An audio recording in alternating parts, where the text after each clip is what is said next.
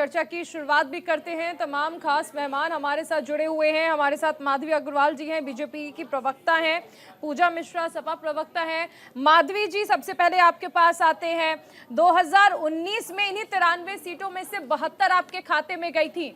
इस बार मतदान प्रतिशत जो देख रहे हैं, उदासीनता वोटर्स में नजर आ रही है। लग रहा है कि पिछला रिकॉर्ड तोड़ पाएंगे या वहां तक पहुंच पाएंगे? सबसे पहले तो मैं न्यूज इंडिया चैनल के माध्यम से सभी लोगों से बोलूंगी कि लोकतांत्रिक देश का सबसे बड़ा पर्व जो होता है, त्योहार होता है, वो वोटिंग होती है। लोकसभा का इलेक्शन, जितने भी हमारे चुनाव होते हैं वो होता है। तो मैं चाहूंगी कि सभी लोग मैम एक जिन सेकंड जिन आपको रोक रहा क्षेत्रों हूं। में इस समय इलेक्शन नारायण राणे कुछ बोल रहे हैं, वो सुनवाते हैं, उसके बाद आपके पास आते हैं। एक सेकंड आपको रोक रहा हूं। माधवी जी, अब बोलिए। जी बिल्कुल, मैं दोबारा से अपनी बात रिपीट करती हूँ। आपके चैनल के माध्यम से मैं सभी लोगों को बोलूंगी कि बाहर निकलें और अपने अपने क्षेत्रों में जहां उनका इलेक्शन हो रहा है, वोटिंग पोल पर जाएं और वोट जरूर डालें, क्योंकि लोकतांत्रिक देश के लिए सबसे बड़ा एक तरीके से त्योहार होता है और इसमें सभी लोगों को अपना पार्टिसिपेशन देना चाहिए। नेक्स्ट मैं ये बोलना चाहूंगी कि 3 फेज की इलेक्शन जो हो चुके हैं, इसमें भाजपा जो है अभी तक 200 के लगभग सीटें जीत चुकी है।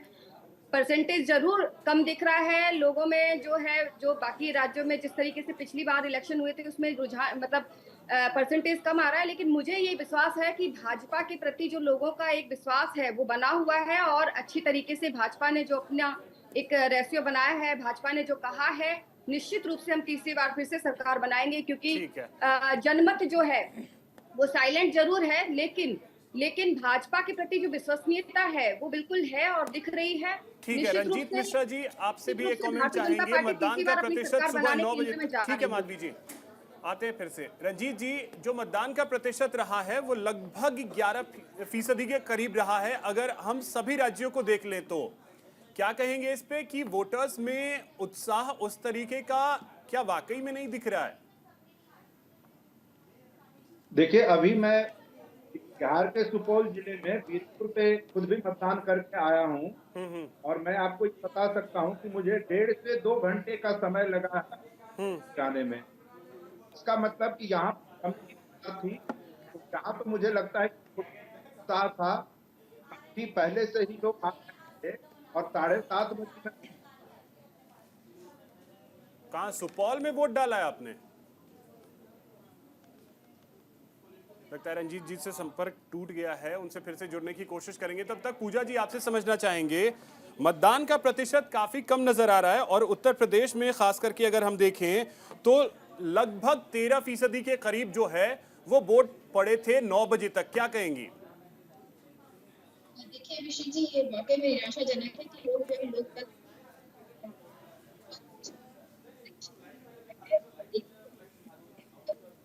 कार्य कर रहे हैं के बीच में, तो हमें लगता है वोटिंग परसेंटेज बढ़ना चाहिए। और जैसा कि जो है भाजपा के प्रवक्ता ने अपील किया, मैं भी अपील करूंगी कि जो आप जरूर जाइए वोट डालने के लिए।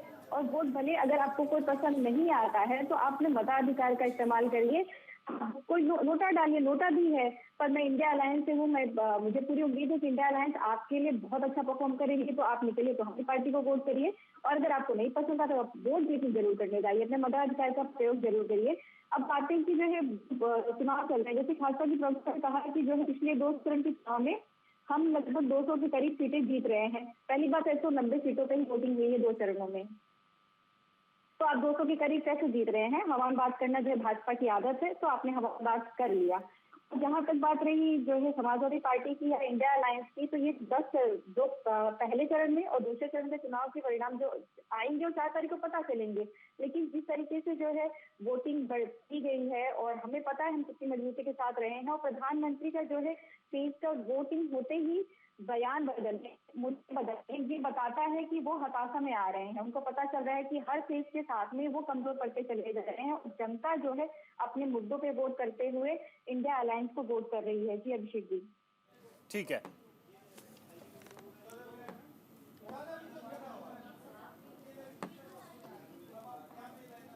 अब देखिए, तस्वीरें लगातार सामने आ रही हैं। दिल्ली के उपराज्यपाल वोट डालने के लिए पहुंचे हैं।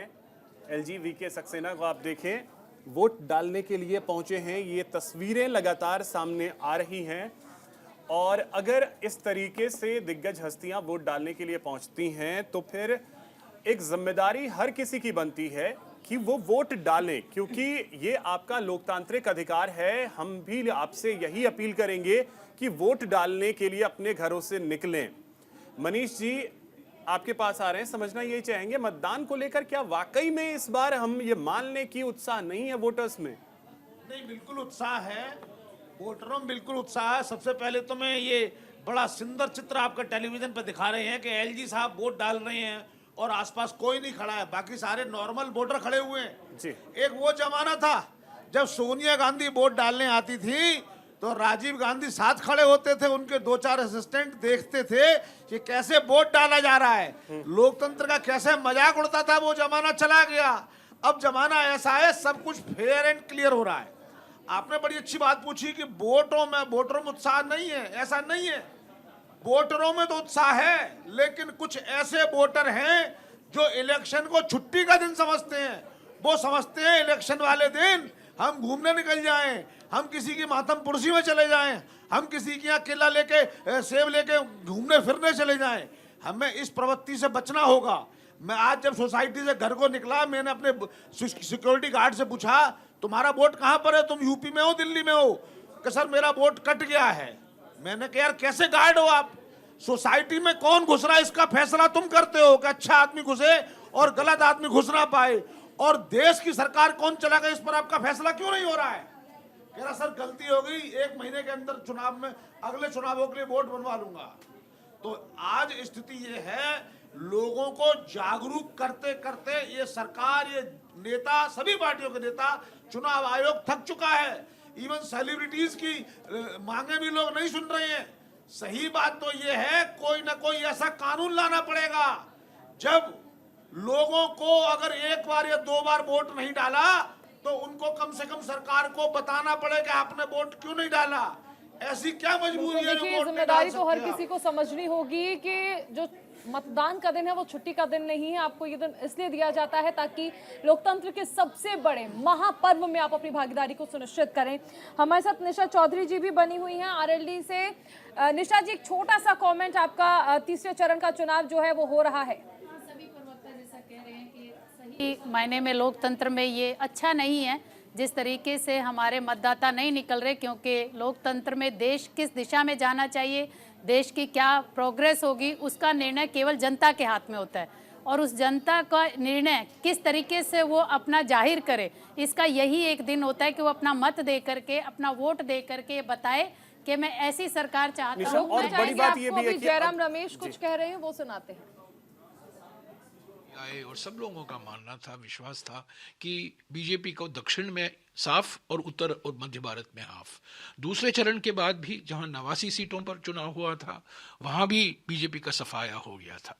आज जो मतदान हो रहा है 93 सीटों पर हो रहा है और कांग्रेस पार्टी कुल मिलाकर 68 सीटों पर लड़ रही है और अपने घटक दल जो आरजेडी हैं बिहार में, शिवसेना और उद्धव ठाकरे एनसीपी हैं शरद पवार के महाराष्ट्र में, और उत्तर प्रदेश में समाजवादी के साथ हम लड़ रहे हैं।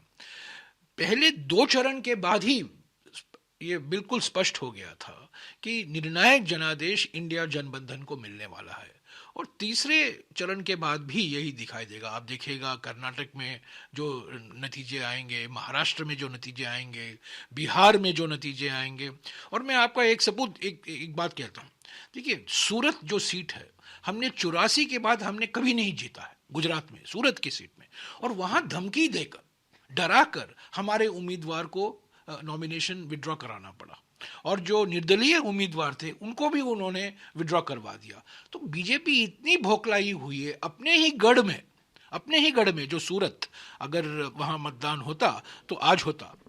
तो 84 के बाद जो सीट हम नहीं जीते हैं वहाँ बीजेपी इतनी भोकलाई हुई है, इतनी परेशानी में है। यही दिखाता है ना कि ज़मीनी स्तर पर किसान, श्रमिक, युवा, महिला, पिछड़े वर्ग सब नाराज हैं पिछले 10 साल अन्याय काल से। जी सर, 100 डेज का जो है मेरा प्लान तैयार है, मैं बड़े डिसीजंस लेने वाला हूँ। 4 तारीख को वो XPM हो जाएंगे, वो बाहर निकलने वाले हैं, उनको जनादेश मिलने वाला नहीं है, वो जानते हैं। ये सब बिल्कुल दिखावा है। बड़े बड़े बातें करते हैं कि मैं 100 डे प्लान करूंगा, 100 दिन के लिए मैं ये कार्यक्रम करूंगा। असली बात के लिए है 4 जून के बाद वो आराम से बैठ सकते हैं, क्योंकि वो प्रधानमंत्री नहीं रहने वाले हैं। जी सर, हम बात मतलब रिजर्वेशन दे दिया गया मुस्लिम्स को 5%। बिल्कुल, अमित शाह को प्रधानमंत्री की बीमारी आ गई है। वो बीमारी क्या है? झूठ फैलाने की महामारी। ये प्रधानमंत्री और गृह मंत्री बार बार रोज झूठ की महामारी।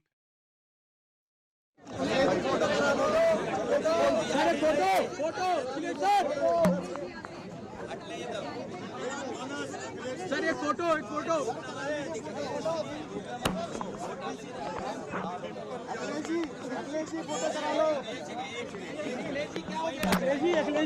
चलो वो देखो बाइक होगी क्या?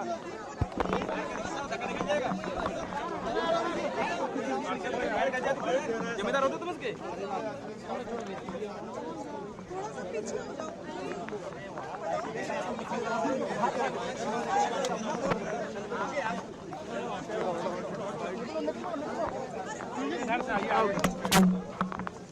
चलो आओ उधर चलो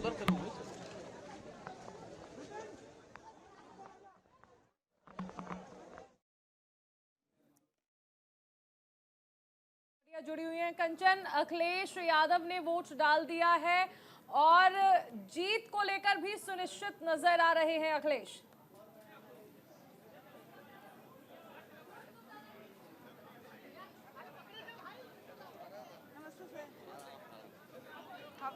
कंचन, आवाज मिल रही है आपको? भाभी आ रहे हैं। कंचन, आवाज मिल रही है आपको? तुम क्या आ रहे हैं? अरे रुक जाओ, आईडी पहले खाते लगा दो।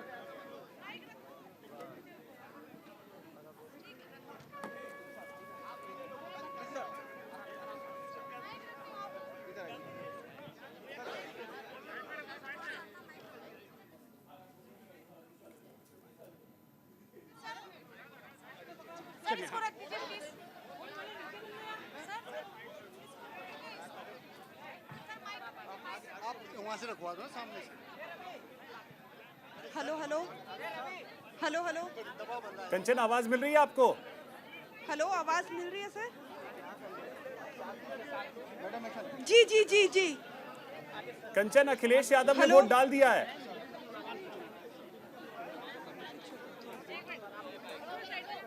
जी बिल्कुल, देखिए मैं आपको दिखाना चाहती हूँ ठीक यहीं पर जहाँ मैं खड़ी हूँ, प्रेस कॉन्फ्रेंस हो रही। कैमरामैन को बोलूंगी कि दिखाए हमारे सामने ठीक अखिलेश यादव, डिंपल यादव बैठी हैं। प्रेस कॉन्फ्रेंस कुछ ही मिनट बाद प्रेस कॉन्फ्रेंस शुरू हो चुकी है।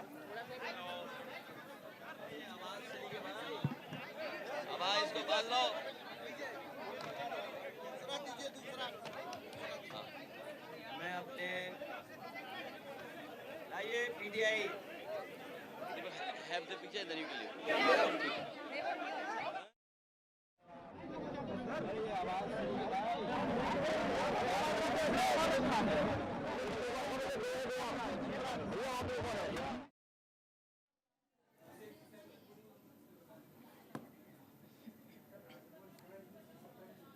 देखिए, अखिलेश यादव अपनी पत्नी डिंपल यादव के साथ इस समय वोट डालने के लिए पहुंचे थे और अब वो एक प्रेस कॉन्फ्रेंस कर रहे हैं।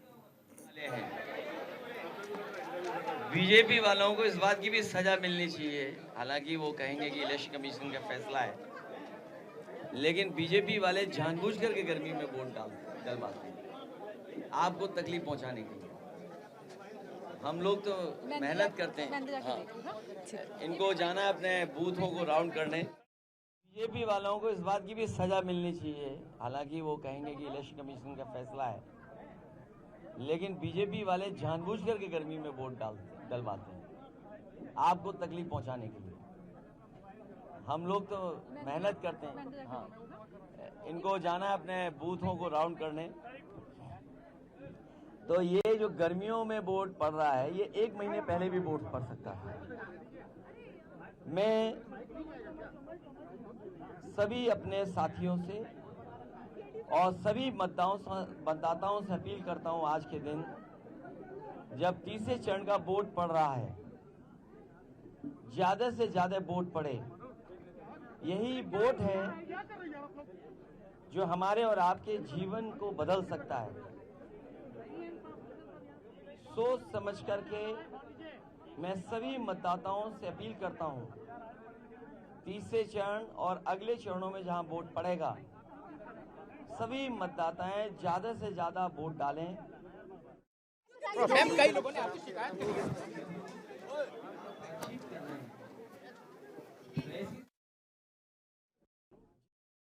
वोट डाला जाएगा, उतना ही हमारा आपका लोकतंत्र मजबूत होगा, लोकतंत्र पे भरोसा बढ़ेगा। यही वोट है जो हमारे जीवन में बदलाव लाने का काम करता है। आज जब हम और आप बातचीत कर रहे हैं, ऐसी सरकार हम लोगों ने देखी जिसकी हर बात झूठी निकली, वादे झूठे निकले, और अब गारंटी लेकर के आए हैं। ये गारंटी कुछ नहीं है, लोगों को केवल धोखा देने के लिए केवल नाम बदल गया है। जुमला, धोखा, झूठी का नाम गारंटी है। ना किसान की आय दोगुनी हुई, किसान मारा घूम रहा है। जंगल राजा हुआ भड़का रहे हैं डर के मारे इतना डर गए हैं कि भड़का रहे। प्रधानमंत्री जब आते हैं तो ये कहते हैं कि लालू जी कांग्रेस आएंगे साथ में, तो वो लोग धर्म के आधार पर आरक्षण देंगे और सबका जमीन ले लेंगे, संपत्ति ले लेंगे।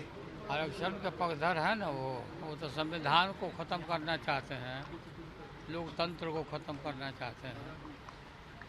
ये इस बात को जनता के जहन में शायद बात आ गई है, तो इस तरह की बात बदल कह रहे हैं कि मुसलमानों को आप लोग आरक्षण दे रहे हैं, ओबीसी का लेकर मुसलमानों को दे रहे हैं।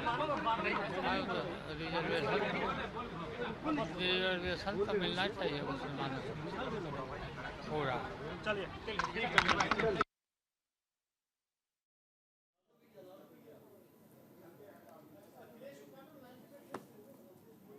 रोजगार मिले हो तो ना इन्वेस्टमेंट आया और ना रोजगार ना नौकरी। डिफेंस कॉरिडोर बनाने की बात कही, डिफेंस कॉरिडोर पता नहीं कहां बन रहा है। और फिर हमने कई मौकों पर फार्मूला बताया कि 60 लाख बच्चों का भविष्य अंधकार में डाल दिया सरकार ने। 60 लाख परिवार के अगर माँ बाप ही वोट इस सरकार के खिलाफ, तो 60 गुणा 3 1,80,00,000 1,80,00,000 का अगर हम भाग दे दें तो आप खुद जानते होंगे कि एक लोकसभा में वोट कितना कम होगा। हम लोग किस तरफ जा रहा है जनता 400 पार लगता है आपको? पार हो गए तो अब 400 बोल रहे हैं, चलेगा पार हो गए वो। कल सर अमित शाह बिहार आए थे, उन्होंने कहा कि पूरे देश में अगर एनडीए की सरकार आई तो लालू जैसा जंगल राज हो जाएगा। हाँ, जंगल राजा हुआ भड़का रहे हैं डर के मारे इतना डर गए हैं कि भड़का रहे। प्रधानमंत्री जब आते हैं तो ये कहते हैं कि लालू जी कांग्रेस आएंगे साथ में, तो वो लोग धर्म के आधार पर आरक्षण देंगे और सबका जमीन ले लेंगे, संपत्ति ले लेंगे। आरक्षण के पक्षधर है ना, वो तो संविधान को ख़त्म करना चाहते हैं, लोकतंत्र को ख़त्म करना चाहते हैं। ये इस बात को जनता के जहन में शायद बात आ गई है, तो इस तरह की बात बदल गई। कह रहे हैं कि मुसलमानों को आप लोग आरक्षण दे रहे हैं, ओबीसी का लेकर मुसलमानों को दे रहे हैं। रिजर्वेशन तो मिलना चाहिए मुसलमानों को पूरा। चलिए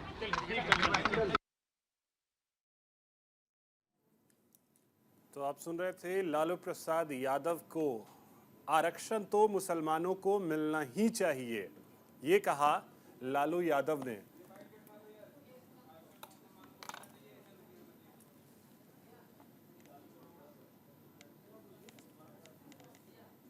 की चतुराई से सावधान रहें, और कभी कभी हमें भी आपकी चतुराई से सावधान रहना पड़ता है। जो गलत है वो गलत है, जो गलत है वो गलत है। और आपने विजुअल्स देखे हैं, जो गलत है वो गलत है। समाज में जो बात गलत है वो गलत है। ये सब कुछ इसलिए हो रहा है कि लोगों को डिस्ट्रैक्ट कर दें। बीजेपी की चतुराई देखिए ना आप, ये चतुराई वाला काम था जो आप सवाल पूछ रहे, लेकिन आप बताइए डीजल जब हम वोट नहीं करते हैं तो उस वक्त ऐसे लोग चुनकर आ जाते हैं जो देश को कमज़ोर भी कर सकते हैं। तो इसलिए ज़्यादा से ज़्यादा संख्या में लोगों को आना चाहिए और वोट करना चाहिए। मैं ये भी कहना चाहूँगा कि अक्सर लोग वोटिंग के दिन को छुट्टी का दिन समझ लेते हैं। ये छुट्टी का दिन नहीं, ये ड्यूटी का दिन है। और जैसा मैंने कहा कि ज़्यादा से ज़्यादा लोगों को वोट करने के लिए आना चाहिए और देश को एक मजबूत सरकार देने की ज़रूरत है। मैं समझता हूं कि लोगों ने इस बात को समझा है और जिस तरीके से मैं यहाँ देख रहा हूं वोटिंग करने में जो लोगों का उत्साह है, मैं समझता हूं कि गुजरात के लोग तो खैर बहुत जागरूक हैं ही, लेकिन देश के और भागों में भी लोग, मैंने देखा है कि जागरूकता बढ़ी है और बड़ी जोर शोर से वोटिंग चल रही है। सर, एक सवाल आपसे, आपने कल एक एनआईए प्रोब करने के लिए केजरीवाल के अगेंस्ट में जो लिखा उसके बारे में धन्यवाद। तो देखिए, दिल्ली के एलजी वीके सक्सेना ने वोट डाला और लोगों से अपील की कि वोट डालने के लिए अपने घरों से निकलिए। मनीष जी आपके पास आते हैं और समझना ये चाहेंगे, अभी लालू यादव को आपने सुना होगा, आरक्षण तो मिलना ही चाहिए, मुसलमानों को पूरा आरक्षण मिलना चाहिए, दे दीजिए 100%। देखिए, ये वही हैं लोहिया जी के चेले, लोहिया जी की समाधि पर बैठकर उनके सिद्धांतों का अपमान करने वाले लोहिया के चेले हैं। ये भ्रष्टाचार में चारा खाने वाले कोर्ट द्वारा सजा याफ्ता मुजरिम आज देश को बता रहे हैं कि मुसलमानों को आरक्षण मिलना चाहिए। संविधान में जबकि स्पष्ट तौर पर लिखा है कि आरक्षण धर्म के आधार पर नहीं दिया जा सकता, सुप्रीम कोर्ट ने साफ कहा नहीं दे सकते, लेकिन ये वोटरों को भरमा रहे हैं। कैसे मुसलमानों को उल्लू बनाकर उनका वोट अपनी तरफ ले आऊं, फिर जो होगा देखा जाएगा, फिर बहाना बना देंगे सुप्रीम कोर्ट मना कर रहा है। अभी तो मुसलमानों को ये कहेंगे कि तुम्हें आरक्षण मिलेगा, हम उनको अंदर कर लें। ये कांग्रेस, लालू यादव और विपक्ष की ये चाल है। मैं मुस्लिम समुदाय से कहता हूं कि सावधान रहें, ऐसे गिरगिट लोगों से सावधान रहें जो आपको देखकर कभी टोपी कभी तिलक लगा लेते हैं। सही वही है जो संविधान में लिखा है। संविधान की हत्या करने वालों का प्रण रखने वाले ऐसे लोगों से जनता दूर रहे, सावधान रहे। मुसलमानों को आरक्षण नहीं दे सकते संविधान के हिसाब से। बिल्कुल। इस बीच देखिए खबर आ रही है, बड़ी खबर है, लोकसभा चुनाव से जुड़ी एक बड़ी खबर आपको बता दें, कासगंज से आ रही है। कासगंज में ईवीएम खराब हो गई है। बूथ संख्या 168 पर ईवीएम खराब होने की खबरें आ रही हैं, जहां पर मतदाता जो हैं वो परेशान नजर आ रहे हैं क्योंकि ईवीएम खराब होने की वजह से मतदान यहां पर प्रभावित हुआ है। कासगंज में ईवीएम खराब होने की खबरें आ रही हैं। बूथ संख्या 168। तो ईवीएम में परेशानी की वजह से मतदाताओं को परेशान होना पड़ रहा है, अपनी बारी का इंतजार करते हुए वोटर्स। अब वापस चर्चा की ओर रुख करते हैं। पूजा जी आपके पास आ रहे हैं, आपके सहयोगी हैं लालू यादव, इंडिया अलायंस का हिस्सा हैं, आप भी वो भी। आपने भी सुना होगा लालू यादव को, मुसलमानों को तो आरक्षण मिलना ही चाहिए। मतलब ये बीजेपी अगर बोलती है तो आप कहते हैं कि हिंदू मुस्लिम करते हैं, आप तो खुल के बोल रहे हैं कि हाँ मुसलमानों को आरक्षण मिलना चाहिए।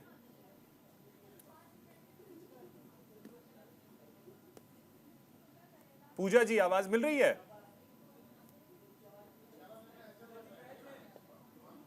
पूजा जी आवाज मिल रही है आपको? लगता है पूजा जी तक आवाज नहीं जा पा रही है। माधवी जी आपके पास आते हैं, समझना ये चाहेंगे, अब तो विपक्षी खुल के कह रहे हैं कि मुसलमानों को आरक्षण देंगे, मिलना चाहिए। सबसे ज्यादा सांप्रदायिक जो राजनीति है वो विपक्षियों ने ही की है। लेकिन मैं एक बात और क्लियर करूंगी कि अभी जो रिप्रेजेंटेटिव थी उन्होंने, पूजा जी शायद उन्होंने बोला था, मैं ये कहना चाहूंगी कि पहले फेज में 102 और दूसरे फेज में 86 और अभी 93 इलेक्शन सीटों पे इलेक्शन हो रहा है। तो मैंने ये कहा कि भाजपा इस इलेक्शन के बाद में तकरीबन 200 के लगभग सीटें जीत जाएगी। 50% आज मतदान देश में, मतलब 50% सीटों पे मतदान आज हो जाएगा। तो मैं अपनी बात क्लियर कर दे रही हूँ। उन्होंने कहा कि अभी तक इतनी वोटों पे, इतनी सीटों पे हुआ है। रही बात लालू जी की बात, तो लालू जी और कई सारे ऐसे नेता हैं जो कि भ्रष्टाचार के आरोपों में सिद्ध होने के बाद आरोप, और उसके बाद वो जेल से बेल पर रिहा होकर आज भी उसी राजनीति को कर रहे हैं जिससे देश का पतन ही हुआ है। ये केवल बात करते हैं, लेकिन बात करने के साथ साथ ये जरूरी है कि काम करके किसने दिखाया, और ये देश की जनता अच्छी तरीके से जानती है, मुस्लिम भी जानते हैं। तो जब संविधान में ये लिखा ही हुआ है कि धर्म के आधार पे किसी को नहीं देना मतलब बात नहीं की जा सकती है, फिर भी ये बार बार मुस्लिम तुष्टीकरण की जो राजनीति को अमली जामा पहनाने की कोशिश करते हैं, ये क्या मुस्लिम भाई नहीं समझते हैं? अगर आज जितनी भी योजनाएं देश भर में चल रही हैं, उन सभी योजनाओं का लाभ किसी जाति धर्म को देखकर नहीं मिल रहा है, वो हर व्यक्ति उठा रहा है। और कभी भी मुस्लिम, हिंदू या किसी और जात को लेकर भाजपा ने बात नहीं कही। भाजपा ने जितनी भी नीति बनाई, भाजपा ने जितने भी योजनाएं बनाई, वो सारी योजनाओं का लाभ उन सभी लोगों को मिलना चाहिए। और ये प्रयास कहती भी है कि विकास जो है वो ऐसा होना चाहिए कि हर व्यक्ति तक पहुंच सके। माधवी जी, रोकना चाहेंगे आपको। हमारे साथ पूजा मिश्रा जी जुड़ गई हैं। पूजा जी, देखिए, आरक्षण को लेकर जिस तरह लालू प्रसाद यादव भी कह रहे हैं कि मुसलमानों को मिलना ही चाहिए, क्या ये धर्म की राजनीति नहीं है? क्या ये तुष्टीकरण की राजनीति नहीं है? और देखिए, यहाँ पर धर्म के साथ साथ सेना पर भी सवाल उठाए जाते हैं। फारूक अब्दुल्ला जब ये कहते हैं कि पाकिस्तान ने चूड़ियां नहीं पहन रखी हैं, एटम बम उनके पास भी है, तो तुष्टीकरण के साथ साथ सेना पर भी सवाल उठाना क्या ये चुनाव के लिए, जीतने के लिए इतना जरूरी हो जाता है? देखिए, पहले तो जो है उन्होंने बोला कि मुस्लिम को मिलना चाहिए, कैटेगरीज हैं, जनरल है, ओबीसी है। पूजा जी, अभी आपने लालू यादव के बयान को सुना होगा, उन्होंने क्लियर बोला है जी। और मैं नहीं तो मैं अपनी टीम को बोलता हूं, थोड़ी देर में वो बाइट जो है मैं दोबारा आपको सुनवा दूंगा। लालू यादव ने क्लियर बोला मुसलमानों को मिलना ही चाहिए, दे दीजिए 100% आरक्षण। देखिए, अब ये जो है, अगर आप हमसे पूछ रहे हैं तो हम ये कहेंगे कि जिसको जरूरत है उसको रिजर्वेशन मिलना चाहिए। अगर मुसलमानों को जरूरत है मुसलमानों को मिले, हिंदू को जरूरत है हिंदू को मिले, ईसाई को जरूरत है ईसाई को मिले, क्रिश्चियन को जरूरत, जिसको भी जरूरत है उसको मिलना चाहिए रिजर्वेशन। यही जो है हमारा कॉन्स्टिट्यूशन भी कहता है। हम इक्विटी की बात करते हैं, इक्वलिटी के साथ साथ इक्विटी की भी बात कर रहे होते हैं। गरीबों को आरक्षण मिलना चाहिए ना, अमीरों को नहीं मिलना चाहिए। आप यही कह रही हैं, अगर मुसलमान गरीब है तो आरक्षण मिले, अमीर है तो नहीं मिले, यही कह रही हैं आप या कुछ और कह रही हैं? अगर आप जो है अपनी, मैं कह रही हूँ गरीब अमीर की बात नहीं कर रहे हैं। तो अमीर, यानी अरे अमीर को आरक्षण मिलेगा, गरीब को मिलेगा? आप सुनेंगे मेरी बात, आप मेरी बात सुनेंगे। अगर जो है सवाल है कि धर्म के नाम पर आरक्षण क्यों दिया जाना चाहिए? मैं ये कह रहा हूँ, आरक्षण अमीर को या गरीब को नहीं किया गया है। धर्म के नाम पर आरक्षण देने की बात, एसटी को रिजर्वेशन क्यों दिया गया था? आप बताइए, एसटी एससी रिजर्वेशन क्यों दिया गया था? क्योंकि वो पिछड़े थे। मैं इसमें ये भी कहता हूँ पूजा जी, नहीं आ पाए थे। सुनिए, मैं कहता हूँ जिसको एक बार आरक्षण मिल गया उसको दोबारा ना मिले। अरे जो व्यक्ति पहले ही करोड़पति हो गया उसे क्यों आरक्षण मिले भाई? आप दलितों में किसी दूसरे को दे दो। आप धर्म के नाम पर क्या आरक्षण चाहेंगे? उतना ही सम्मान देने लग जाए, आप उतना सामाजिक स्तर पर उनको भी सम्मान देने लग जाए। आपके हिसाब से कांग्रेस की लाइन है ये? आप जानते हैं, मैं पूछ रहा हूँ कांग्रेस की लाइन, आरक्षण की लाइन क्या है, बताओ जरा। आप चिल्लाने से देखिए सच्चाई नहीं बदल पाती है। अरे मैं पूछ रहा हूँ आपसे, लेकिन आप बताइए आरक्षण पर कांग्रेस की लाइन लालू की लाइन सेम है क्या? आरक्षण पर लालू की लाइन से आपके विचार मेल खाते हैं क्या? आप बताइए ना, आप दलितों को बताइए कि उनके हिस्से का आरक्षण मुसलमानों को दिया जाएगा। आप बताइए, लेकिन आप बताइए कि दलितों का हिस्से का आरक्षण मुसलमानों को दिया जाएगा। एक सेकंड, पूजा जी ये कैसे कह रही हैं आप कि मैं कांग्रेस की प्रवक्ता नहीं हूं, मैं सिर्फ सपा की हूं? आपके साथ गठबंधन में है तो जवाब आपको भी देना ही होगा। आपके सहयोगी के बारे में अलग से नहीं पूछा जाएगा। यहाँ पे आप फारूक अब्दुल्ला के बयान पर कुछ नहीं बोली हैं, आप उस बात से पल्ला नहीं झाड़ सकते क्योंकि आप ही लोगों ने एक साथ गठबंधन किया है। आप लोग सुनने का पैसेंस ही नहीं रख रहे। मैंने बोलना शुरू किया, बीच में चिल्लाने लग गए। तो बता दीजिए, समाजवादी पार्टी की लाइन यही है क्या कि यादवों का आरक्षण छीन के मुसलमानों को देना है? बताओ, यादवों का आरक्षण छीन के मुसलमानों को देना है क्या? आपको बताओ, पिछड़ों का आरक्षण छीन के मुसलमानों को देना है क्या? ठीक है मनीष जी और पूजा जी, अब देखिए पूजा जी, आपने जो कहा कि लालू यादव ने ऐसा नहीं कहा, मैं एक बार वो बाइट प्ले करवा रहा हूं, आप सुनिएगा कि लालू यादव ने बोला क्या था। आप सुनिएगा उसे, प्लीज वो बाइट प्ले कीजिएगा। इधर है ना, वो तो संविधान को खत्म करना चाहते हैं, लोकतंत्र को खत्म करना चाहते हैं। ये इस बात को जनता के जहन में शायद बात आ गई है तो इस तरह की बात बदल रिजर्वेशन तो मिलना चाहिए मुसलमानों को। आरक्षण के पक्षधर है ना वो तो संविधान को ख़त्म करना चाहते हैं, लोकतंत्र को ख़त्म करना चाहते हैं। ये इस बात को जनता के जहन में शायद बात आ गई है तो इस तरह की बात बदल रिजर्वेशन तो मिलना चाहिए मुसलमानों को। पूजा जी अब बोलिए, लालू यादव ने क्लियर बोला कि आरक्षण तो मिलना ही चाहिए और वो संविधान खत्म करना चाहते हैं। संविधान में ये साफ तौर पर लिखा है कि धर्म के आधार पर आरक्षण नहीं मिलना चाहिए और संविधान वो खत्म कर रहे हैं। हम बोल रहे हैं कि आरक्षण दे देंगे धर्म के आधार पे, तो संविधान कौन खत्म करने की कोशिश कर रहा है? नहीं, ये जो बात किया, जब आप कह रहे कि जो धर्म के आधार पे नहीं लिखा है कॉन्स्टिट्यूशन में, यही हम भी कह रहे हैं। हमने भी बोला कि कॉन्स्टिट्यूशन में धर्म के आधार पे नहीं लिखा, पर सामाजिक, ये कह रहे कि इकोनॉमिकल के हिसाब से, तो सामाजिक असमानता के हिसाब से जब पहली बार आरक्षण का गठन हुआ तो पूजा जी कह रही है लालू यादव से सहमत नहीं है। हम पटेलों का आरक्षण, जाटों का, गुर्जरों का आरक्षण मुसलमानों को नहीं देंगे, ये कह रही है। मनीष जी बिल्कुल, आरक्षण का जो है किसी का आरक्षण, तो मुसलमानों को आरक्षण देने की नीति लालू यादव की गलत है ना? गलत है ना? बताओ। आप बताइए कि जो है अगर भाजपा ने EWS लेके आया तो क्या उन्होंने किसी का आरक्षण छीन के किसी को दिया क्या? ओह बिल्कुल, यही मैं कह रहा हूँ। 60% से ज्यादा आरक्षण हो नहीं सकता भाई, 60% से ज्यादा आरक्षण हो नहीं सकता। ये संविधान में केशवानंद भारती का केस पढ़ लीजिए, केशवानंद भारती का केस पढ़ लीजिए। अब आप जो रट्टा मार के आए उससे आउट ऑफ सिलेबस क्वेश्चन आ गया। लालू यादव को आपसे पूछना चाहिए। मनीष जी सुन लीजिए, क्या बोलिए। आउट ऑफ सिलेबस आया, सिलेबस आया, हम सिर्फ कॉन्स्टिट्यूशन की बात कर रहे हैं। जब बताइए, ये बात बता रहे कि आरक्षण छीन के दे देंगे, क्या इन्होंने छीन के दे दिया आरक्षण? और ये बात कर रहे हैं कि आरक्षण की OBC की जो छीन के दे देंगे। उत्तर प्रदेश में 69,000 शिक्षक की भर्तियां थी, उसमें OBC के इनडायरेक्टली छीना ही जाएगा। उसके बाद में इनडायरेक्टली छीना ही जाएगा। आपने छीना क्या? आपने छीना क्या?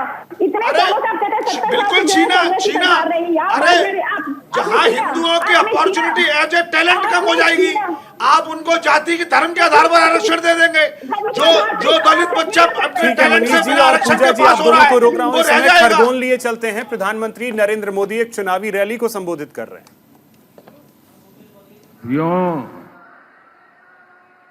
ये तो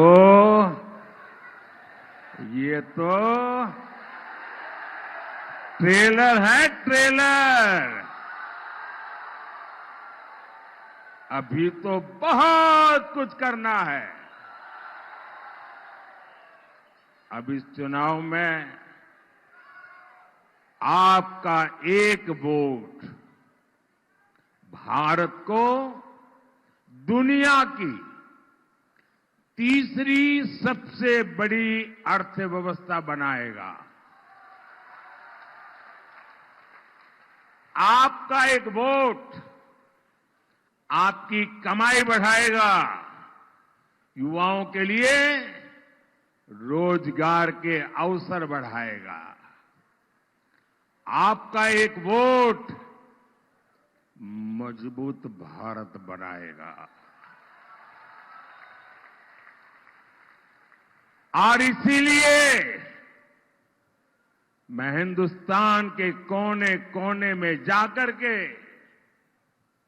देशवासियों के आशीर्वाद मांग रहा हूं। इसीलिए भाजपा आपसे वोट मांग रही है। और दूसरी तरफ ये इंडी गठबंधन वाले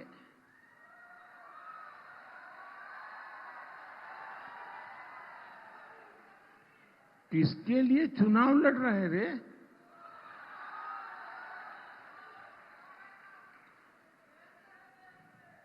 वो चुनाव लड़ रहे हैं अपनी अपनी विरासत बचाने के लिए, अपने बच्चों को अपनी पार्टी सौंपकर जाने के लिए। इन्हें आपके सुख दुख से कोई फर्क नहीं पड़ता। इंडी वालों की एक फेवरेट कहावत है, मैं बताऊं आपको, लेकिन मुझे डर लगता है कि मैं ये कहावत बताऊंगा तो कुछ एक लोग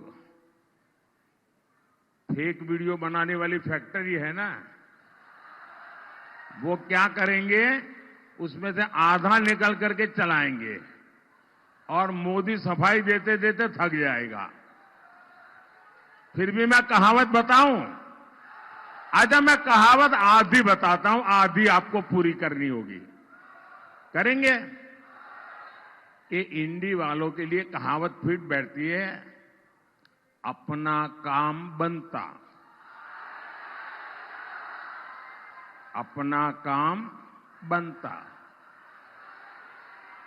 भाड़ में जाए, भाड़ में जाए, ये कौन कहता है? ये आदत किसकी है?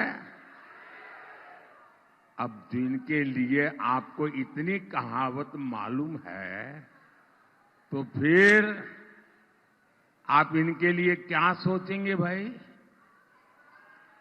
भाई और बहनों,